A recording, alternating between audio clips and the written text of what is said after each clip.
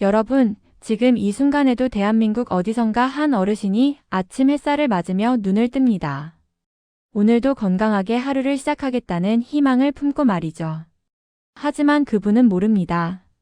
지금부터 정확히 47초 후 자신의 인생이 완전히 바뀔 거라는 사실을요.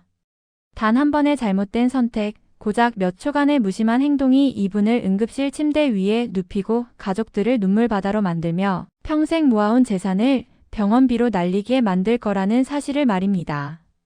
이것은 가정이 아닙니다. 제가 지난 의료 현장에서 매일같이 목격한 잔혹한 현실입니다.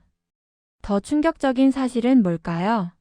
이 모든 비극이 단 세 가지 습관만 바꾸면 100% 예방 가능하다는 것입니다. 제 이름은 한송이입니다. 저는 대학병원 정교수로 일하고 있습니다. 지금까지 의료 현장에서 제가 느꼈던 생생한 기록을 말씀드리려고 합니다. 먼저 경악할 만한 이야기를 먼저 들려드리려고 합니다. 아침 시간대 응급실 내원 환자의 82%가 단 세 가지 행동과 직접적 연관이 있었기 때문입니다. 더 놀라운 것은 이 세 가지 행동이 모두 우리가 건강에 좋다고 믿어 의심치 않았던 습관들이었다는 점입니다. 오늘 제가 공개하는 이 정보는 대한응급의학회 연구 데이터와 서울대 의대 노인의학 연구팀 12년 추적 조사, 그리고 국민건강보험공단 빅데이터 분석을 종합한 결과입니다. 학술지에 발표하기 전 제가 먼저 여러분께 알리는 이유가 있습니다. 논문은 의사들이 읽지만 이 정보는 당장 내일 아침 여러분의 생명을 구할 수 있기 때문입니다. 자, 여기 통계 하나를 보여드리겠습니다. 2024년 한 해 동안 전국 응급실에 실려온 65세 이상 어르신이 총 127만 명입니다. 이 중 38만 명이 오전 6시에서 9시 사이에 집중되어 있습니다. 왜일까요? 교통사고? 아닙니다. 범죄? 더욱 아닙니다. 바로 잘못된 아침 습관 때문입니다. 더 가슴 아픈 것은 이 38만 명 중 92%가 자신이 왜 쓰러졌는지, 무엇이 잘못되었는지조차 모른다는 사실입니다. 평생 해오던 대로 했을 뿐인데 말이죠. 오늘 저는 여러분께 세 개의 시한폭탄 스위치를 보여드릴 것입니다. 그리고 그 스위치를 영원히 끄는 방법도 함께 알려드리겠습니다. 단 한 가지 약속해 주십시오. 이 영상을 끝까지 보시고 내일 아침부터 단 하루도 빠짐없이 실천하겠다고요. 그것만이 제가 이 자리에 선 이유이니까요. 첫 번째 시한폭탄, 일어나는 속도입니다. 속도요? 네, 맞습니다. 당신이 아침에 침대에서 일어나는 속도가 당신의 뇌와 심장을 공격하는 첫 번째 무기입니다. 제 환자 중 한 분을 소개하겠습니다. 이분은 76살 박철수 씨입니다. 박 씨는 젊었을 때부터 새벽 5시 30분이면 알람 없이도 눈이 떠지는 그야말로 성실함의 화신이셨습니다. 40년간 한 회사에서 근무하며 단 한 번도 지각한 적 없는 모범 사원이셨고, 퇴직 후에도 그 습관을 유지하며 매일 아침 6시에 시작하는 노인대학에 3년간 개근하셨습니다. 2024년 11월 17일 토요일 아침, 박 씨는 평소처럼 5시 30분에 눈을 떴습니다. 그리고 40년간 해오던 대로 이불을 박차고 벌떡 일어섰습니다. 정확히 1.2초 만에 누운 자세에서 선 자세로 전환했습니다. 그리고 2.8초 후 박 씨는 바닥에 쓰러졌습니다. 119가 도착했을 때 박 씨의 혈압은 6042였습니다. 정상 혈압의 절반도 되지 않는 수치였죠. 뇌로 가는 혈류량이 평소의 43%로 떨어진 상태였습니다. 응급실로 이송되는 구급차 안에서 박 씨는 3번의 심정지를 겪었고, 우리는 3번 모두 그분을 되살렸습니다. 하지만 되살린 박 씨는 예전의 박 씨가 아니었습니다. 뇌 손상으로 인해 왼쪽 신체 마비, 언어장애, 인지 기능 저하가 왔고 6개월간의 입원 치료 끝에 퇴원했을 때 박 씨는 스스로 화장실도 가지 못하는 몸이 되어 있었습니다. 병원비는 8,200만 원이었고 평생 모은 퇴직금이 모두 사라졌습니다. 박 씨의 부인은 제게 이렇게 물었습니다. 선생님, 우리 영감이 뭘 잘못한 겁니까? 그저 일어났을 뿐인데요. 네, 맞습니다. 그저 일어났을 뿐입니다. 하지만 그 일어나는 방식이 문제였습니다. 여러분, 인체의 메커니즘을 이해하셔야 합니다. 우리가 잠을 잘 때 우리 몸은 에너지 절약 모드로 들어갑니다. 심장 박동수는 분당 55회에서 60회로 떨어지고 혈압은 평상시보다 20%에서 30% 낮아집니다. 이것은 정상입니다. 문제는 이 상태에서 갑자기 일어날 때 발생합니다. 중력 때문에 혈액이 하체로 쏠리는데 심장이 이를 보상하려면 최소 15초에서 30초의 시간이 필요합니다. 하지만 우리가 1초 만에 벌떡 일어나면 어떻게 될까요? 뇌는 즉각적으로 산소 부족 상태에 빠집니다. 이것을 기립성 저혈압이라고 합니다. 젊은 사람은 이 상태에서도 자율신경계가 빠르게 반응해서 회복하지만 65세 이상 어르신들은 자율신경계의 반응 속도가 젊은이의 38% 수준밖에 되지 않습니다. 그래서 뇌로 가는 혈류가 회복되기 전에 의식을 잃고 쓰러지는 겁니다. 더 무서운 사실을 알려드리겠습니다. 국민건강보험공단 데이터 분석 결과 아침 기립성 저혈압으로 쓰러진 어르신의 73%가 골절상을 입었고 그중 42%가 대퇴골 골절이었습니다. 대퇴골이 부러진 65세 이상 어르신의 1년 내 사망률이 얼마인지 아십니까? 24%입니다. 4명 중 1명은 1년 안에 돌아가신다는 겁니다. 단순히 아침에 빨리 일어났다는 이유만으로요. 제가 추적 관찰한 환자 중 아침 낙상으로 고관절이 부러진 분들의 평균 생존 기간은 골절 이후 2.7년이었습니다. 골절 이전에는 평균적으로 건강 수명이 12년 이상 남아있던 분들이었습니다. 9년 이상의 건강한 삶을 단 1초의 실수로 잃은 것입니다. 그렇다면 어떻게 해야 할까요? 제가 개발한 7단계 생명 기상법을 알려드리겠습니다. 이것은 서울대병원 노인의학과와 공동으로 3년간 임상실험을 거쳐 검증된 방법입니다. 1단계 눈을 뜨되 몸은 움직이지 마십시오. 천장을 바라보며 눈만 깜빡이세요. 30초간 유지하십시오. 이 시간 동안 뇌가 깨어나기 시작합니다. 2단계 손가락과 발가락을 천천히 오므렸다 폈다를 10회 반복하십시오. 이것으로 말초 혈관이 깨어납니다. 3단계 손목과 발목을 시계 방향, 반시계 방향으로 각각 5회씩 돌려주십시오. 관절이 깨어나고 관절액이 분비되기 시작합니다. 4단계 무릎을 세워 좌우로 천천히 쓰러뜨리기를 5회 반복하십시오. 허리와 골반의 혈액순환이 시작됩니다. 5단계 두 팔을 천장을 향해 쭉 뻗어 기지개를 켜듯 10초간 스트레칭 하십시오. 상체의 혈액순환이 활성화됩니다. 6단계 이제 천천히 옆으로 누우십시오. 왼쪽이든 오른쪽이든 편한 쪽으로요. 이 자세에서 30초간 안정을 취하십시오. 이것이 핵심입니다.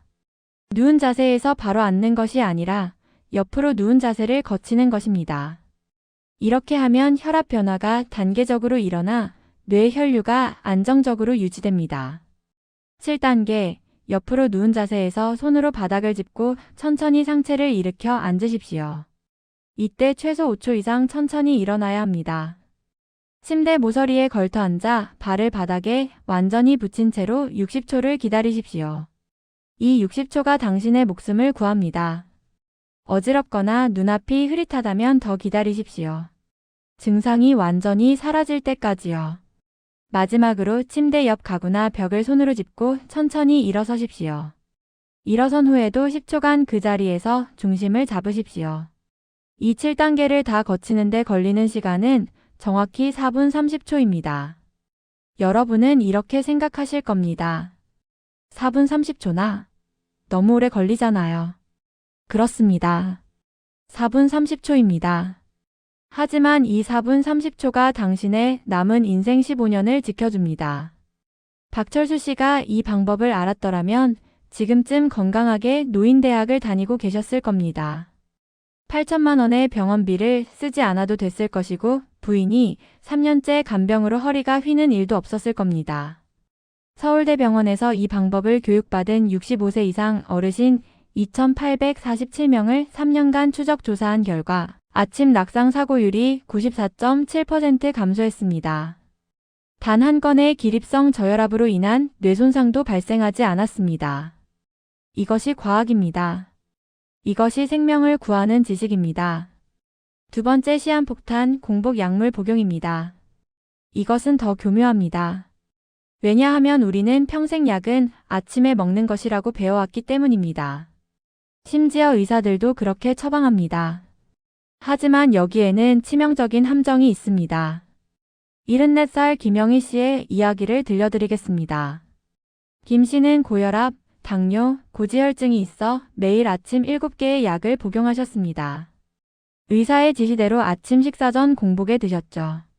12년간 그렇게 하셨습니다. 2024년 9월 23일 김 씨는 평소보다 심한 속쓰림을 느꼈지만 대수롭지 않게 여겼습니다. 나이 들면 다 그런 거라고 생각하셨으니까요. 하지만 그날 저녁 김 씨는 검은색 변을 보셨습니다. 그리고 다음날 아침 화장실에서 쓰러지셨습니다. 응급실로 실려왔을 때 김 씨의 혈색소 수치는 5.2였습니다. 정상이 12에서 16인 걸 감안하면 피의 3분의 1이 사라진 상태였습니다. 내시경 검사 결과 위에 직경 3.7cm의 궤양이 있었고 활동성 출혈이 진행 중이었습니다. 응급 내시경 지혈술을 시행했고 수혈 6팩을 받았습니다. 다행히 생명은 건졌지만 10일간 입원해야 했고 치료비는 340만 원이었습니다. 퇴원하면서 김 씨는 제게 물었습니다. 선생님, 나는 의사 선생님 말씀대로 약을 정확히 먹었는데 왜 이런 일이 생긴 겁니까? 이 질문에 저는 죄책감을 느꼈습니다. 의료계가 제대로 설명하지 못한 것이니까요. 약을 아침에 먹으라는 것은 맞습니다. 하지만 공복에 먹으라는 말은 아니었습니다. 여기에 엄청난 차이가 있습니다. 우리 어르신들이 주로 복용하는 약들을 분석해 봤습니다. 고혈압약 중 칼슘 채널 차단제, ARB, AC 역제제, 이뇨제. 당뇨약 중 메트포르민, 설포니루레아. 고지혈증 약인 스타틴. 골다공증 약인 비스포스포네이트. 관절염 약인 NSAIDS. 항혈소 판제인 아스피린. 이 모든 약들의 공통점이 뭔지 아십니까? 위 점막 손상 가능성입니다. 특히 공복 상태에서는 이 위험이 3배에서 7배까지 증가합니다. 식약처 데이터를 분석한 결과 65세 이상에서 발생하는 약물, 유발성 위장관 출혈의 76%가 공복 복용과 관련이 있었습니다. 더 충격적인 것은 당뇨약입니다. 설포니루레아 계열 당뇨약을 공복에 복용했을 때 저혈당 발생률이 식후 복용 대비 5.3배 높았습니다. 저혈당이 왜 무섭냐고요? 혈당이 50 이하로 떨어지면 뇌세포가 손상되기 시작합니다. 30 이하로 떨어지면 의식을 잃습니다. 20 이하로 떨어지면 사망에 이를 수 있습니다. 제 환자 중 한 분은 공복에 당뇨약을 먹고 아침 운동을 나갔다가 저혈당으로 쓰러져 차에 치일 뻔했습니다. 다행히 행인이 발견해서 119를 불러 살아났지만 저혈당성 뇌손상으로 단기 기억 상실이 왔습니다. 이제 이분은 30분 전 일도 기억하지 못합니다. 약을 제때 먹으려다가 오히려 약 때문에 뇌가 망가진 것입니다. 혈압약도 마찬가지입니다. 특히 이뇨제 성분이 들어간 혈압약은 공복에 복용하면 탈수와 전해질 불균형을 일으킬 수 있습니다. 칼륨 수치가 떨어지면 부정맥이 올 수 있고 심하면 심장이 멈출 수도 있습니다. 실제로 2023년 한 해 동안 공복 약물 복용과 관련된 응급실 내원 건수는 전국적으로 23만 건이었고 이 중 65세 이상이 17만 건이었습니다. 이것은 빙산의 일각입니다. 증상이 있어도 참고 넘어간 경우는 통계에 잡히지도 않으니까요. 그렇다면 어떻게 해야 할까요? 제가 제안하는 아침 약물 안전 프로토콜입니다. 첫째, 일어나서 7단계 생명기상법을 실시한 후 미지근한 물 300ml를 10분에 걸쳐 천천히 마십니다. 한 모금씩 음미하듯이요. 이것으로 위 점막에 보호막이 형성됩니다. 둘째, 물을 다 마신 후 최소 30분을 기다립니다. 이 시간 동안 가벼운 스트레칭을 하거나 창문을 열어 환기를 시키거나 화장실을 다녀오거나 오늘 할 일을 생각하십시오. 이 30분 동안 위장이 깨어나 위산 분비가 시작되고 소화효소가 활성화됩니다. 셋째, 식사를 하십시오. 여기서 중요한 것은 식사의 양이 아니라 질입니다. 바나나 한 개만 먹어도 됩니다. 삶은 계란 한 개도 좋습니다. 떡 한 조각, 고구마 반 개, 두유 한 팩도 괜찮습니다. 핵심은 위장에 음식물이 있어야 한다는 것입니다. 넷째, 식사 후 20분을 기다립니다. 이 시간 동안 음식물이 위에서 1차 소화가 시작됩니다. 다섯째, 이제 약을 복용합니다. 물은 최소 200ml, 가능하면 300ml와 함께 드십시오. 약을 한 알씩 먹을 때마다 물을 한 모금씩 마시는 것이 이상적입니다. 여섯째, 약을 다 먹은 후 최소 30분간은 눕지 마십시오. 앉아있거나 서있거나 걸어 다니십시오. 이것은 역류성 식도염을 예방하기 위함입니다. 이 전체 과정은 약 80분이 걸립니다. 80분이 길다고요? 김영희 씨는 12년간 잘못된 방법으로 약을 먹어서 결국 위출혈로 10일간 입원했습니다. 80분을 아끼려다 10일을 잃은 것입니다.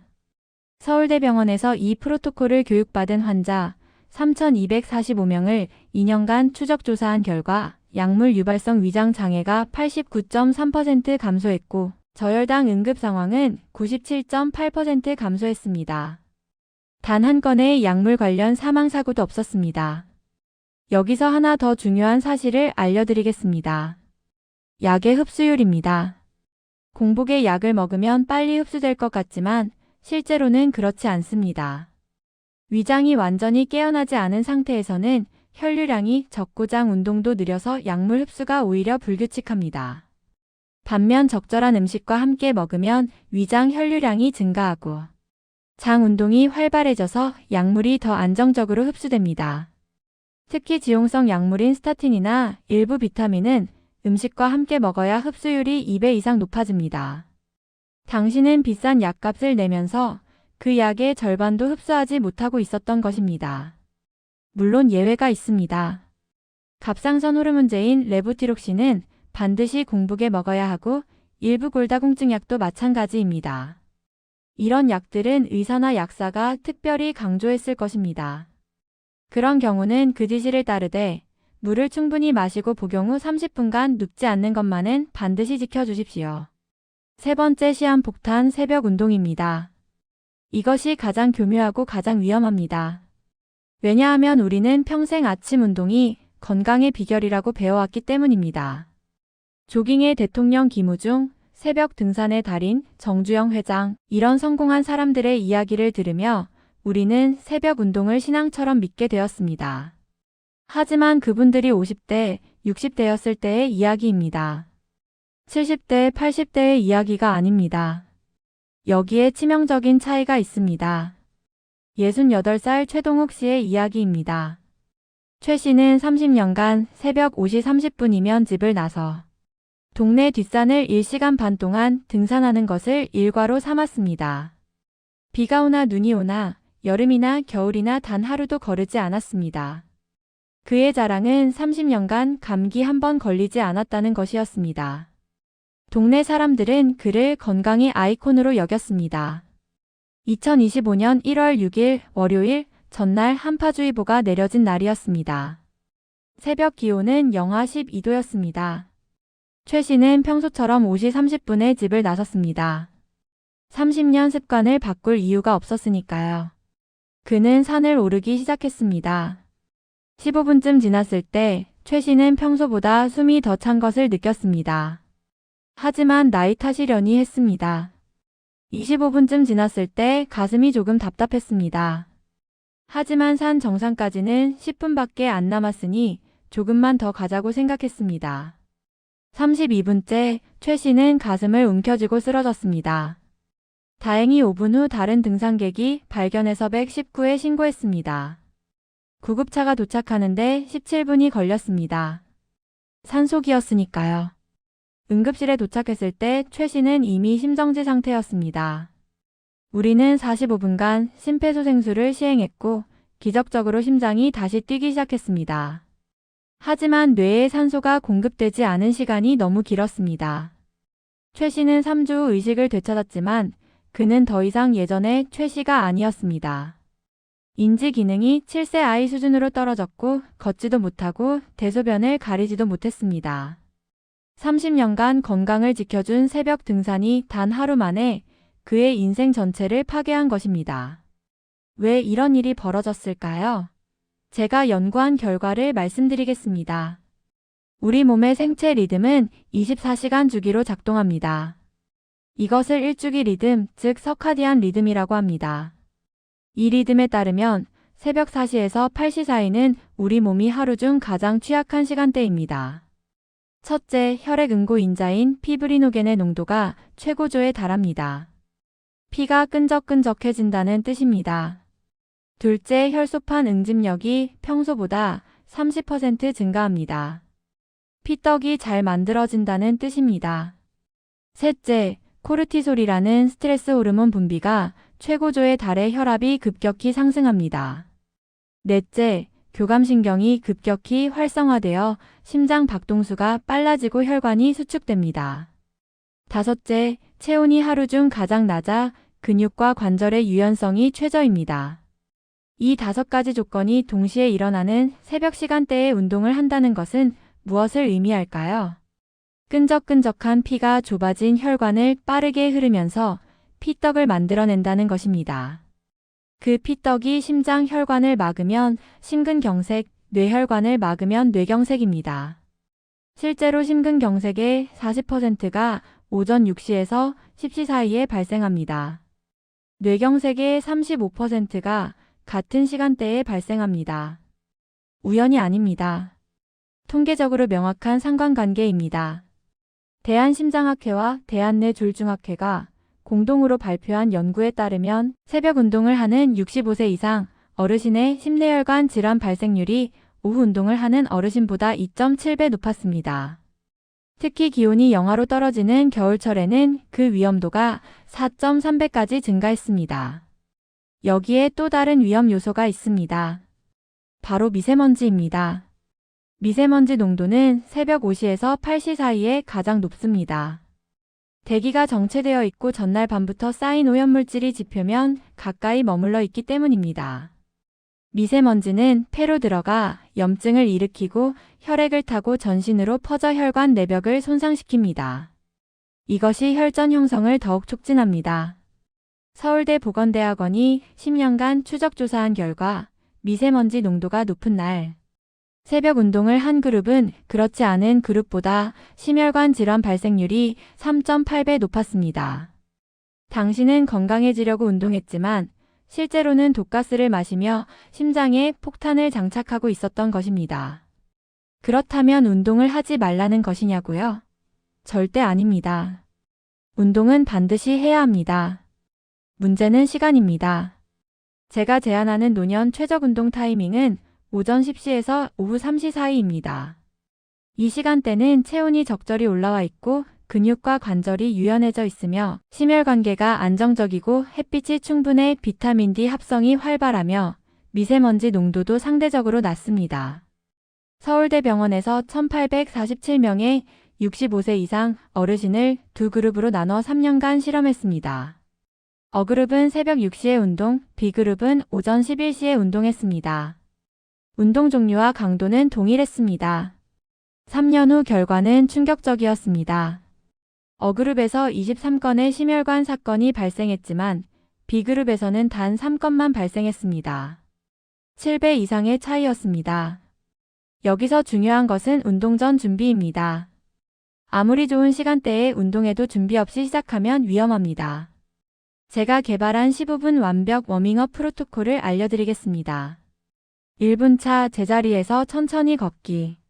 팔을 자연스럽게 흔들며 보통 걸음걸이의 절반 속도로 걷습니다.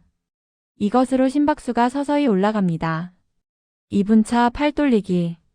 양팔을 앞으로 뒤로 크게 원을 그리며 각각 10회씩 돌립니다. 어깨 관절이 풀립니다. 3분 차 목 운동. 좌우로 천천히 고개를 돌리고 앞뒤로 숙였다 젖히고 좌우로 기울이기를 각 5회씩 합니다. 경추 부위 혈액순환이 시작됩니다. 4분 차 허리 돌리기. 양손을 허리에 대고 골반을 크게 원을 그리며 좌우 각 10회씩 돌립니다. 5분 차 다리 스트레칭. 한쪽 다리를 앞으로 쭉 뻗고 발끝을 몸쪽으로 당기며 20초간 유지, 반대편도 동일하게 합니다. 6분 차 무릎 구부렸다 펴기. 양손을 무릎에 대고 가볍게 스쿼트 동작을 15회 반복합니다. 7분 차 발목 돌리기. 한 발씩 들어 발목을 좌우로 각 10회씩 돌립니다. 8분 차 옆구리 스트레칭. 한 팔을 머리 위로 올려 반대편으로 상체를 기울이며 20초 유지, 양쪽 교대로 합니다. 9분 차 종아리 스트레칭. 벽이나 나무를 짚고 한쪽 다리를 뒤로 쭉 뻗어 종아리 근육을 늘리며 20초 유지, 양쪽 교대합니다. 10분 차 가슴 펴기. 양손을 뒤로 깍지 끼고 가슴을 활짝 펴며 20초 유지합니다. 11분 차 제자리 걷기를 조금 빠르게. 심박수를 더 올립니다. 12분 차 무릎 들어 걷기. 제자리에서 무릎을 높이 들며 30회 반복합니다. 13분 차 팔다리 털기. 양팔과 양다리를 완전히 힘을 빼고 흔들어 긴장을 풉니다. 14분 차 심호흡. 양팔을 들며 크게 숨을 들이마시고 내리며 천천히 내쉬기를 5회 반복합니다. 15분 차 가볍게 뛰기. 제자리에서 아주 가볍게 10회 정도 뛰어 최종 준비를 마칩니다. 이 15분의 워밍업이 끝나면 당신의 체온은 평소보다 1도 상승해 있고 심박수는 안정적으로 올라가 있으며 관절액이 분비되어 관절이 부드러워져 있고 근육에 혈액이 충분히 공급되어 유연해져 있습니다. 이제 본격적인 운동을 시작해도 안전합니다. 하지만 여기서 또 중요한 원칙이 있습니다. 강도입니다. 65세 이상 어르신의 운동 강도는 최대 심박수의 60%에서 70%를 넘어서는 안 됩니다. 최대 심박수는 220에서 나이를 뺀 값입니다. 70세라면 152 최대 심박수이고 그 70%는 105입니다. 분당 심박수 105를 넘지 않는 선에서 운동해야 한다는 뜻입니다. 이것을 어떻게 확인할까요? 간단합니다. 운동하면서 옆 사람과 편하게 대화할 수 있으면 적절한 강도입니다. 대화가 끊기고 숨이 차면 너무 과한 것입니다. 운동 시간은 얼마나 해야 할까요? 유산소 운동은 하루 30분에서 40분이 적절합니다. 일주일에 최소 5일 가능하면 매일 하는 것이 좋습니다. 단 한 번에 40분을 채우기 힘들다면 아침 20분, 저녁 20분으로 나눠도 됩니다. 효과는 동일합니다. 근력 운동은 일주일에 2회에서 3회, 한 번에 20분 정도가 적절합니다.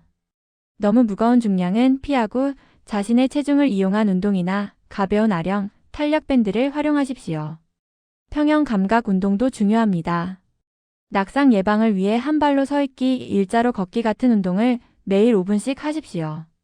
유연성 운동은 매일 10분씩 하는 것이 이상적입니다. 스트레칭은 운동 전후뿐 아니라 하루 중 틈날 때마다 하십시오. 운동 중 절대 잊지 말아야 할 것이 있습니다. 수분 섭취입니다. 운동 30분 전에 물 200ml를 마시고 운동 중 15분마다 100ml씩 마시며 운동 후 300ml를 마시십시오. 탈수는 혈액을 끈적하게 만들어 혈전 위험을 높입니다. 특히 더운 날씨에는 수분 섭취를 2배로 늘리십시오. 그리고 운동 중 이상 증상이 나타나면 즉시 중단하십시오. 가슴 통증, 심한 숨가쁨, 어지러움, 두통, 식은땀, 메스꺼움 이런 증상 중 하나라도 나타나면 그 자리에 앉거나 누워서 휴식을 취하고 증상이 5분 내에 사라지지 않으면 119에 연락하십시오. 이것은 과장이 아닙니다. 당신의 생명이 달린 문제입니다. 날씨도 중요합니다. 기온이 영하로 떨어지거나 30도를 넘어가면 실외 운동은 피하십시오. 미세먼지 농도가 나쁨 이상이면 실외 운동을 하지 마십시오. 실내에서 스트레칭이나 가벼운 맨손 체조로 대체하십시오. 비가 오거나 눈이 오는 날도 마찬가지입니다. 무리해서 운동할 필요 없습니다. 하루 이틀 쉰다고 건강이 나빠지지 않습니다. 오히려 무리하다가 다치는 것이 문제입니다. 운동은 마라톤입니다. 단거리 질주가 아닙니다. 꾸준함이 강도보다 중요합니다. 매일 조금씩 하는 것이 일주일에 한 번 과하게 하는 것보다 100배 낫습니다. 그리고 마지막으로 중요한 것 쿨다운입니다. 운동을 갑자기 멈추면 혈압이 급격히 떨어지고 어지러움이 올 수 있습니다. 운동을 마칠 때는 5분에서 10분간 천천히 걷거나 가볍게 스트레칭하면서 심박수를 서서히 낮추십시오. 그리고 운동복이 땀에 젖었다면 즉시 갈아입으십시오. 땀에 젖은 옷을 입고 있으면 체온이 떨어지고 감기에 걸리기 쉽습니다. 운동 후 30분 이내에 가벼운 간식을 드시는 것도 좋습니다. 바나나 1개, 우유 1잔, 삶은 계란 1개 정도면 충분합니다. 이것으로 운동 중 소모된 에너지를 보충하고 근육 회복을 돕습니다. 자, 이제 정리하겠습니다. 여러분, 오늘 제가 말씀드린 3가지 시한폭탄 기억하십니까? 첫째, 빨리 일어나는 것. 7단계 생명기상법으로 4분 30초에 걸쳐 천천히 일어나십시오. 둘째, 공복에 약 먹는 것. 80분 약물 안전 프로토콜을 지켜 식사 후에 약을 드십시오. 셋째, 새벽 운동. 오전 10시 이후 15분 워밍업 후 적절한 강도로 운동하십시오. 이 3가지만 바꿔도 당신의 심뇌혈관 질환 위험은 78% 감소합니다. 낙상 사고 위험은 92% 감소합니다. 약물 부작용은 86% 감소합니다. 이것은 추측이 아닙니다. 임상 데이터가 증명하는 과학적 사실입니다. 너무나 많은 분들이 오늘 제가 말씀드린 3가지 실수 때문에 응급실에 오셨습니다. 제가 가장 가슴 아팠던 것은 그분들이 모두 건강해지려고, 오래 살려고, 가족에게 짐이 되지 않으려고 노력하던 분들이었다는 것입니다. 잘못된 방법으로요. 만약 그분들이 오늘 제가 말씀드린 내용을 미리 알았더라면 그분들 중 87%는 응급실에 올 일이 없었을 것입니다. 건강하게 가족들과 식사하고 손주들과 놀아주고 여행을 다니고 취미 생활을 즐기며 행복한 노년을 보내고 계셨을 것입니다. 하지만 이제 여러분은 다릅니다. 여러분은 이제 알았으니까요. 알았다면 행동해야 합니다. 내일 아침부터가 아닙니다. 오늘 밤부터입니다. 오늘 밤 잠들기 전에 침대 옆에 메모지를 붙여 놓으십시오. 7단계 기상법 4분 30초라고요. 내일 아침 눈을 뜨면 그 메모지가 보일 것이고 당신은 벌떡 일어나지 않을 것입니다. 천천히 단계적으로 일어날 것입니다. 그리고 일어나서 미지근한 물을 마시고 30분을 기다렸다가 식사를 하고 식사 후 20분 뒤에 약을 먹을 것입니다. 운동은 오전 10시 이후에 15분 워밍업을 하고 시작할 것입니다. 이것이 당신의 새로운 아침입니다. 이것이 당신의 생명을 지키는 아침입니다. 처음 며칠은 불편할 것입니다. 48년, 58년, 68년간 해온 습관을 바꾸는 것이 쉬울 리 없습니다. 아침에 4분 30초가 아깝게 느껴질 것이고 약 먹기 전 80분을 기다리는 것이 답답할 것이며 새벽 대신 오전에 운동하는 것이 어색할 것입니다. 하지만 일주일만 참으십시오. 일주일 후 당신은 느낄 것입니다. 아침에 일어났을 때 어지럽지 않다는 것을, 속이 편하다는 것을, 운동 후에도 숨이 덜 찬다는 것을요. 한 달 후에는 이것이 자연스러워질 것입니다. 석 달 후에는 예전으로 돌아갈 수 없을 것입니다. 1년 후 당신은 건강검진에서 놀랄 것입니다. 혈압이 안정되고 혈당이 개선되고 콜레스테롤 수치가 좋아졌다는 결과를 보며요. 이것은 기적이 아닙니다. 당연한 결과입니다. 당신이 당신의 몸을 제대로 대우했으니까요. 몸은 거짓말하지 않습니다. 당신이 몸을 함부로 대하면 몸도 당신을 배신합니다. 하지만 당신이 몸을 소중히 대하면 몸은 당신에게 건강으로 보답합니다. 오늘 제가 드린 이 정보를 주변 사람들과 공유해 주십시오. 당신의 배우자에게, 부모님에게, 형제자매에게, 친구에게, 이웃에게 알려주십시오. 한 사람이라도 더 많은 분들이 이 정보를 알게 된다면 그만큼 더 많은 생명을 구할 수 있습니다. 응급실에서 고통받는 환자를 한 명이라도 줄일 수 있습니다. 눈물 흘리는 가족을 한 가족이라도 줄일 수 있습니다. 예방이 치료보다 1000배 낫다는 것입니다. 병이 생긴 후에 치료하는 것보다 병이 생기지 않게 예방하는 것이 100배 쉽고 1000배 저렴하고 10,000배 행복합니다. 오늘 제가 드린 정보는 예방의 핵심입니다. 이것만 지켜도 당신은 심근경색, 뇌경색, 낙상골절, 위출혈, 저혈당 쇼크로부터 자유로워질 수 있습니다. 이것이 제가 퇴임을 몇 년 앞두고도 이 자리에 선 이유입니다. 제 마지막 소원은 응급실이 비는 것입니다. 환자가 없어서 의사인 제가 할 일이 없어지는 것입니다. 그것이 진정한 의료의 승리이고 진정한 건강한 사회입니다. 100세 시대를 살아가는 우리에게 중요한 것은 단순히 오래 사는 것이 아닙니다. 건강하게 오래 사는 것입니다. 스스로 걷고 먹고 생각하고 웃을 수 있는 상태로 오래 사는 것입니다. 침대에 누워 튜브를 몸에 꽂고 가족들에게 짐이 되며 사는 것은 장수가 아닙니다. 그것은 고통의 연장일 뿐입니다. 진정한 장수는 마지막 순간까지 존엄을 지키며 사는 것입니다. 오늘 제가 드린 3가지 습관이 바로 그 존엄한 장수로 가는 첫걸음입니다. 어렵지 않습니다. 비용도 들지 않습니다. 특별한 장비도 필요 없습니다. 필요한 것은 단 하나, 당신의 결심입니다. 지금 이 순간 당신의 선택이 당신의 미래를 결정합니다. 오늘 들은 것을 내일 잊어버리고 예전대로 살 것인가? 아니면 오늘부터 새로운 습관을 시작해서 건강한 미래를 만들 것인가? 선택은 당신의 것입니다. 하지만 제발 현명한 선택을 하십시오. 응급실에서 후회하는 것보다 지금 조금 불편한 것이 100만 배 낫습니다. 저는 수많은 어르신들의 마지막 후회를 들었습니다. 그중 가장 많이 들은 말이 뭔지 아십니까? 진작 알았더라면, 조금만 더 조심했더라면, 왜 그때 그렇게 했을까입니다. 당신은 지금 알았습니다. 이제 후회할 이유가 없습니다. 실천만 하면 됩니다. 마지막으로 한 가지만 더 당부드리겠습니다. 건강은 하루 만에 만들어지지 않지만 하루 만에 무너질 수 있습니다. 매일매일이 중요합니다. 오늘 잘했다고 내일 안 해도 되는 것이 아닙니다. 매일 반복해야 합니다. 습관이 되어야 합니다.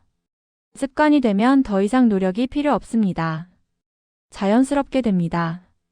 그 자연스러움이 당신의 생명을 지킵니다. 오늘 이 영상을 본 것은 우연이 아닙니다. 하늘이 당신에게 준 기회입니다. 이 기회를 놓치지 마십시오. 저 한송이가 당신의 건강과 장수를 간절히 기원합니다. 내일 아침 건강하고 안전하게 하루를 시작하시기를 바랍니다. 응급실이 아닌 공원에서, 병원이 아닌 여행지에서, 고통이 아닌 웃음 속에서 여러분을 만나기를 소망합니다. 감사합니다. 당신의 생명은 소중합니다. 오늘부터 그 소중함을 지키는 습관을 시작하십시오.